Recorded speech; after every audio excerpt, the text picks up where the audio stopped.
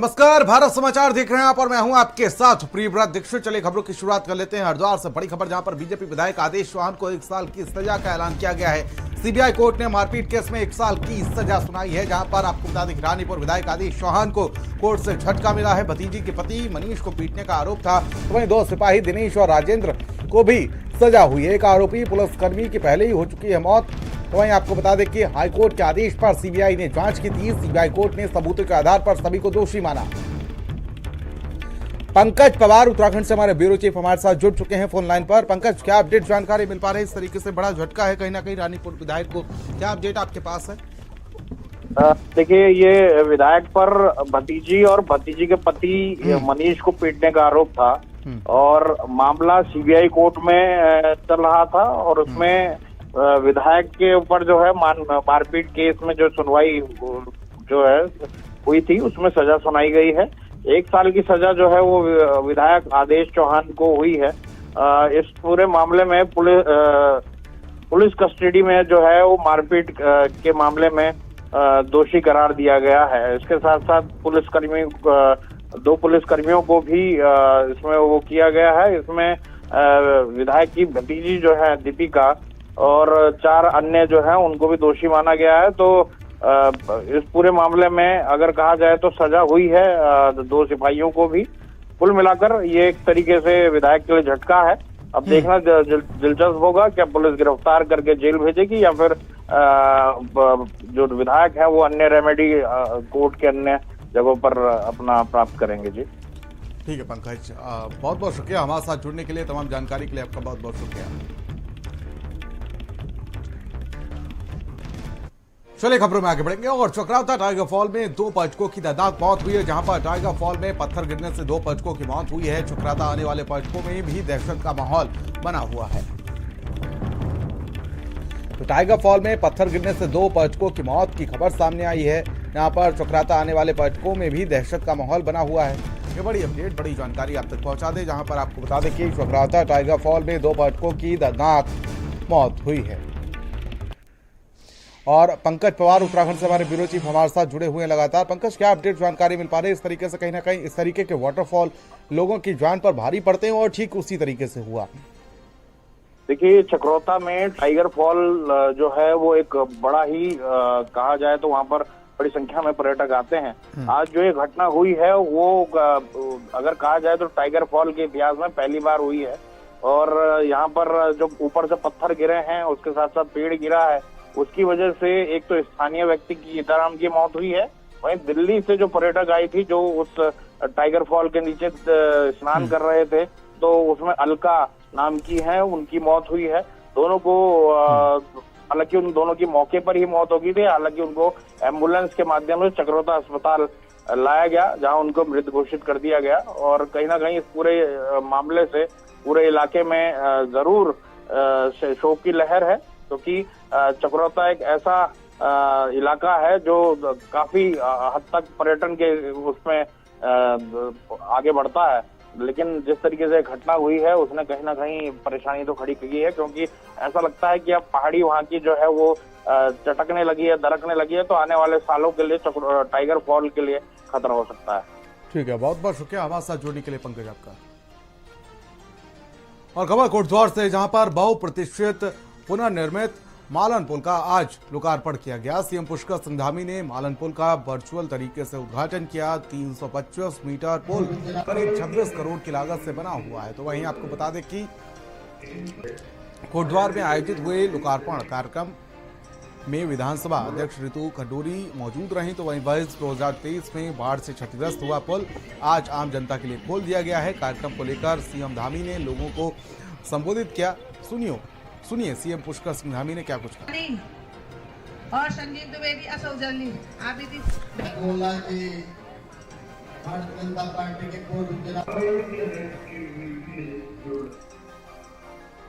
तो मालन पुल का लोकार्पण किया गया, जिसमें वर्चुअल तरीके से मुख्यमंत्री पुष्कर सिंह धामी आज शामिल हुए और साथ ही साथ उन्होंने इस पुल को जनता को समर्पित किया। और साथ ही साथ आपको बता दें कि इस पुल की लंबाई की अगर बात की जाए तो 325 मीटर का ये पुल है जो क्षतिग्रस्त हो गया था। तो वहीं आपको बता दें कि पुनर्निर्मित मालन पुल वर्चुअली तरीके से सीएम पुष्कर सिंह धामी के द्वारा समर्पित किया गया।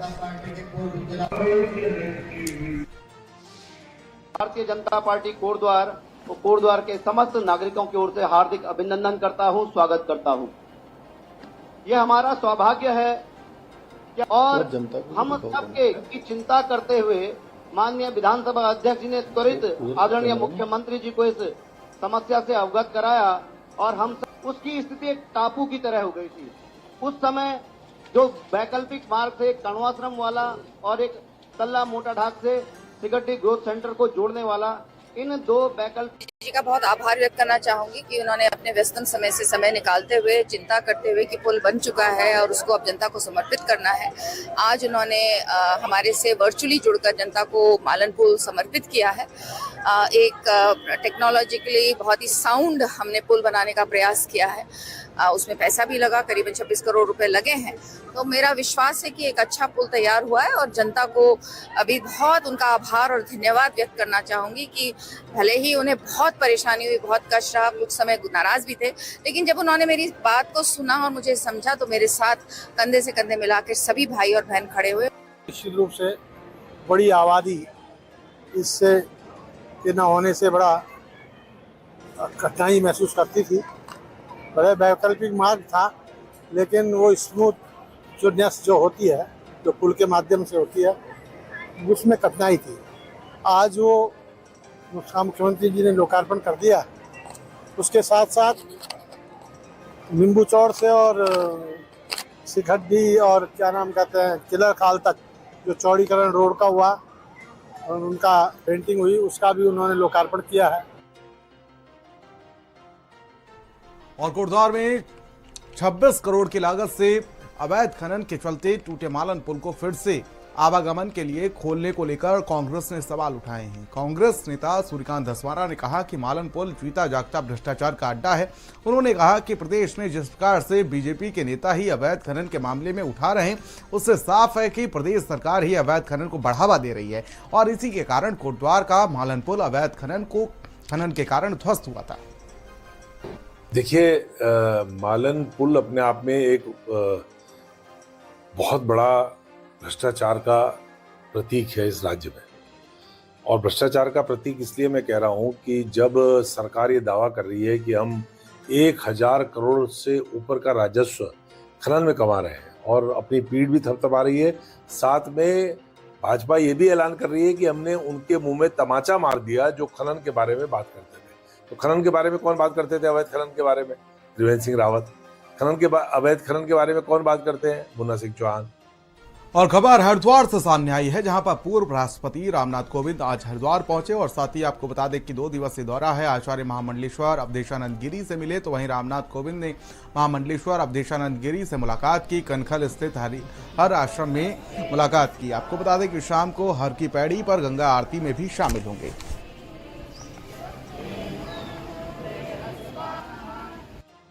जब भी किसी का सौभाग्य प्रबल होता है, जागता है, तो उसको हरिद्वार आना, ऋषिकेश आना और यहाँ पर संत महात्माओं उनके दर्शन करना, उनका प्रवचन सुनना और उनका आशीर्वाद लेना। आज मैं यहाँ आया हूँ स्वामी अवधेशानंद जी महाराज के आश्रम में। जब मैं राष्ट्रपति था तब भी मुझे आने का सौभाग्य मिला था और एक मन में इच्छा थी कि जब कभी ऐसा संयोग बनेगा तो मैं महाराज जी के आश्रम में आऊँगा। आज मैं आया हूँ, मुझे बहुत प्रसन्नता।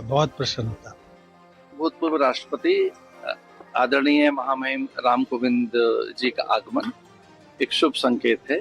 वो ऐसे समय पधारे हैं हरिद्वार की जब ऑपरेशन सिंदूर के माध्यम से पूरे विश्व में भारत सशक्त भारत, समर्थ भारत और एक ऐसा भारत जो अत्यंत शक्तिशाली भारत है, ये सिद्ध हुआ है।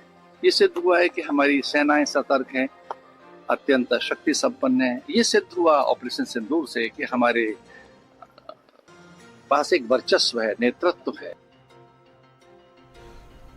और देहरादून से बड़ी खबर, जहां पर आपको बता दें कि कोरोना के दस्तक के बाद जिला प्रशासन अलर्ट मोड पर है। तो वहीं जिलाधिकारी ने स्वास्थ्य विभाग संग बैठक की। प्रदेश में 3 मरीजों की कोरोना वायरस की पुष्टि हुई है। तो वहीं जिले के अस्पतालों में जांच किट उपलब्ध कराने के निर्देश दिए गए हैं। देहरादून से अगली बड़ी खबर, जहां पर पटवारी गुलशन हैदर रिश्वत लेते हुए रंगे हाथों गिरफ्तार किया गया। विजिलेंस की टीम ने 2000 की रिश्वत लेते हुए पकड़ा है। तो वहीं आपको बता दें कि विजिलेंस टीम के सामने नोट निकल गया। पटवारी तहसील कालसी में तैनात है पटवारी गुलशन हैदर। तो वहीं आपको बता दें पटवारी को मेडिकल के लिए अस्पताल ले जाया गया।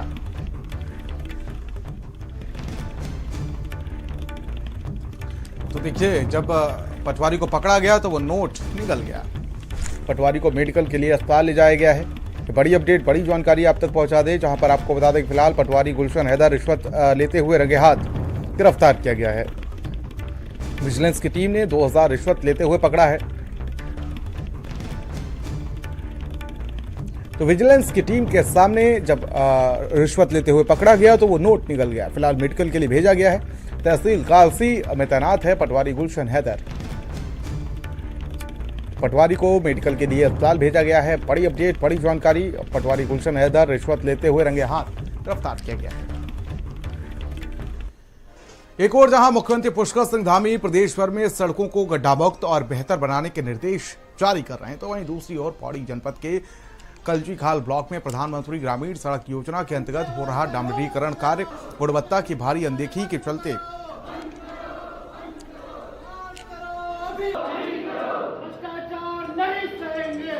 ग्रामीणों का कहना है कि हाल ही में बनी सड़क सिर्फ 1 सप्ताह में ही टूटने लगी, जिससे निर्माण कार्य की गुणवत्ता पर सवाल उठ रहे हैं। और इसको लेकर ग्रामीणों ने जिलाधिकारी कार्यालय पौड़ी में जोरदार विरोध प्रदर्शन किया और संबंधित विभाग के खिलाफ नारेबाजी भी की है।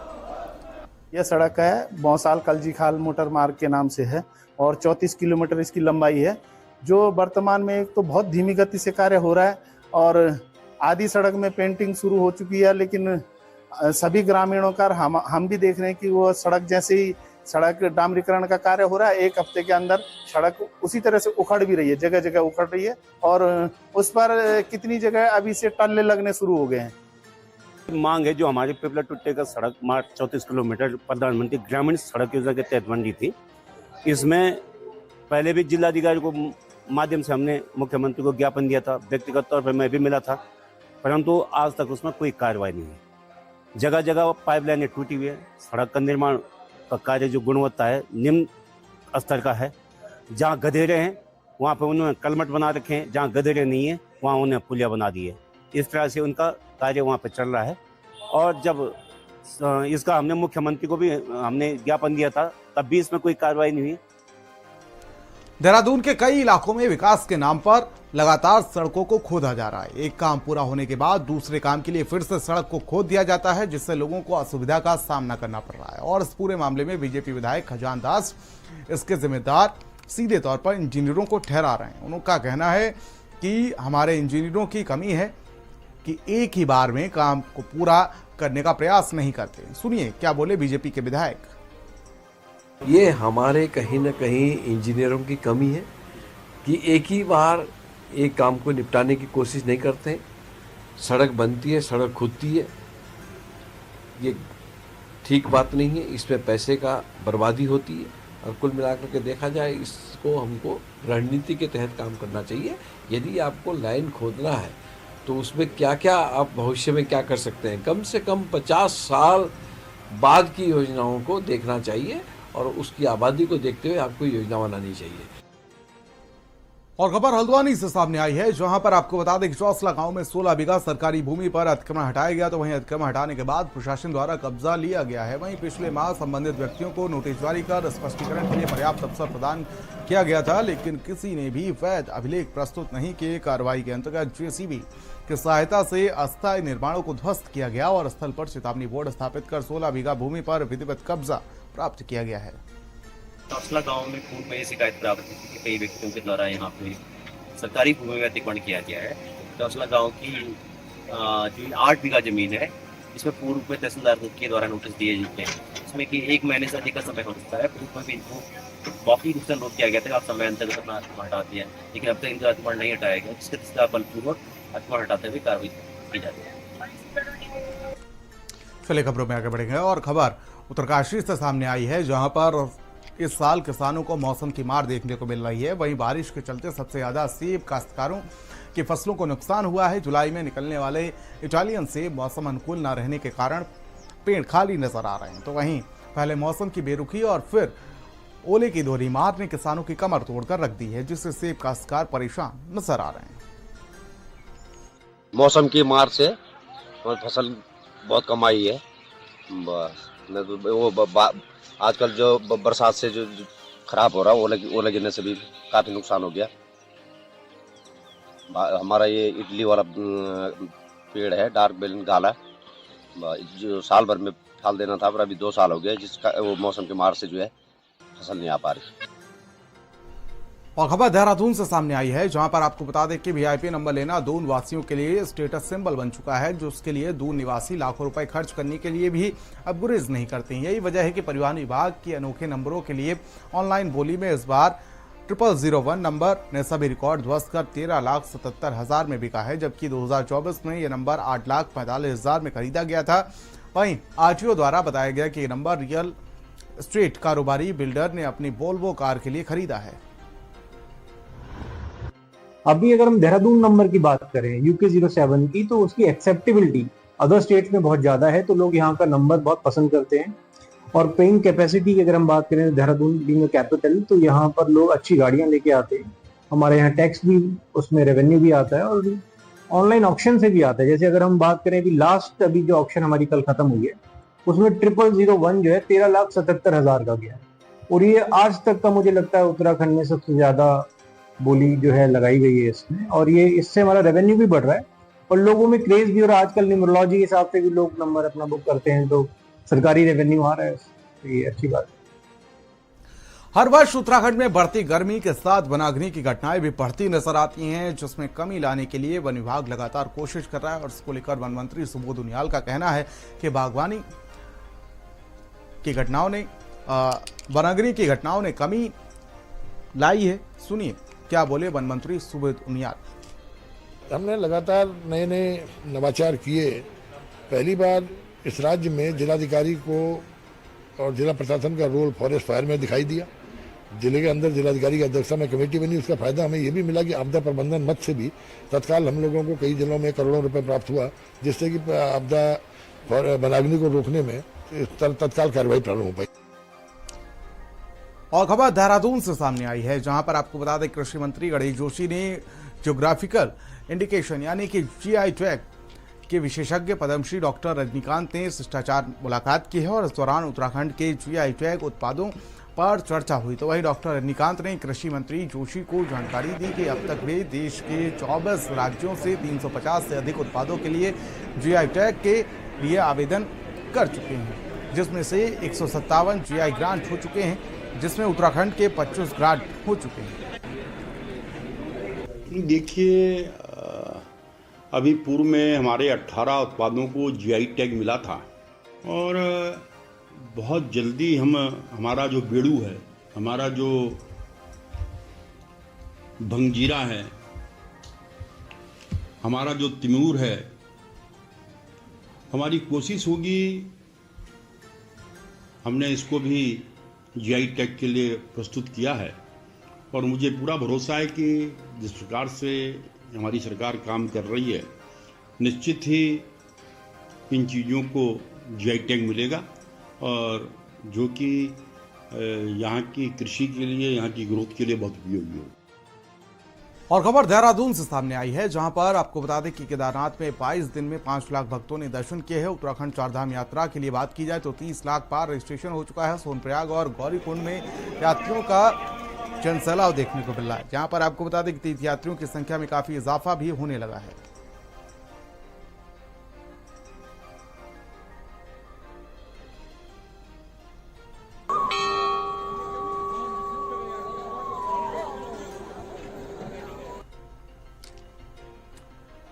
और चारधाम यात्रा के बाद आदि कैलाश और ओम पर्वत यात्रा के लिए श्रद्धालुओं का पहला दल नैनीताल जिले के हल्द्वानी से रवाना हो गया है। पहले दल में 19 श्रद्धालु हैं और इसमें 6 पर्यटक महाराष्ट्र और तमिलनाडु और 7 पर्यटक उत्तराखंड के बताए जा रहे हैं।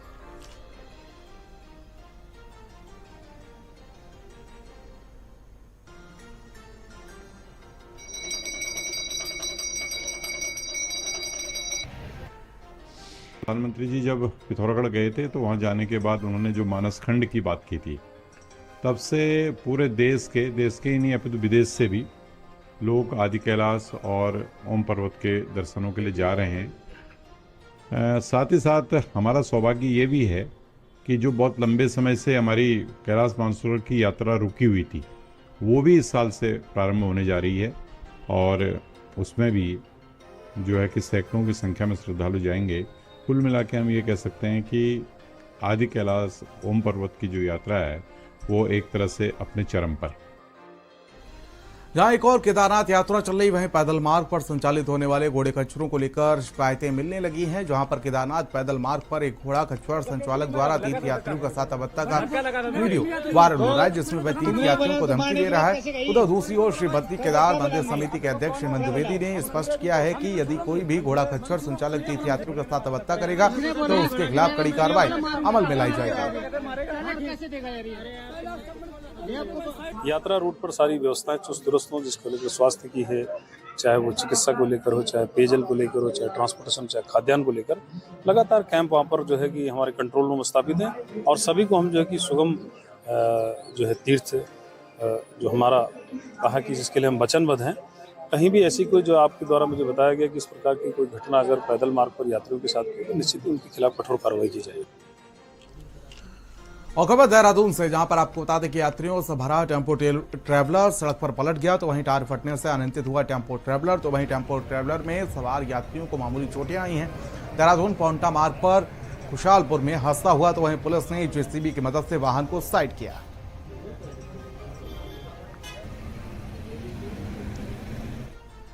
देहरादून से बड़ी खबर, जहां पर कार में हुड़दंग करना